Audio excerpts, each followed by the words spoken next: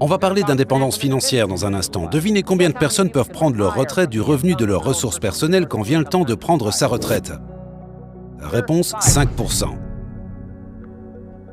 Dans le pays le plus indépendant du monde, 95% sont dépendants, 5% sont indépendants. Prenez votre retraite en main. Je vous dis, si vous prenez votre retraite en main par le développement personnel et toutes ces compétences que nous avons enseignées aujourd'hui, plus ce qui s'en vient avec l'indépendance financière, je vous dis, prenez votre retraite en main. Vous pourrez la multiplier au moins par 5, peut-être par 10, peut-être par 20, peut-être par 100. Laissez le gouvernement ou une entreprise s'en occuper, vous devrez la diviser par 5. Prenez en main votre vie, votre journée, prenez en charge votre propre conversation, votre propre famille, vos propres possibilités. Et apprenez ces compétences, développez ce genre de stratégie et je vous le dis, la vie s'ouvrira à vous. Rejoignez les 10%. Rejoignez les 5%, éloignez-vous du 95%.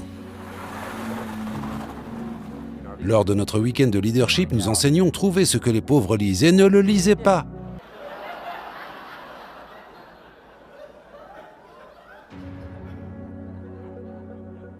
Je vous le dis, ne parlez pas comme ils parlent. Donnez-leur un coup de main, mais ne tombez pas dans leur mauvais scénario philosophique. Ne blâmez pas ceux qu'ils blâment. N'utilisez pas les excuses qu'ils utilisent. C'est ce qu'on appelle le langage des pauvres. Changez de vitesse, changez de langue. Changez d'idée, changez de stratégie. Commencez par la plus simple des disciplines. Et ne soyez pas haineux avec la discipline. La plus petite des disciplines entame le processus de changement de vie.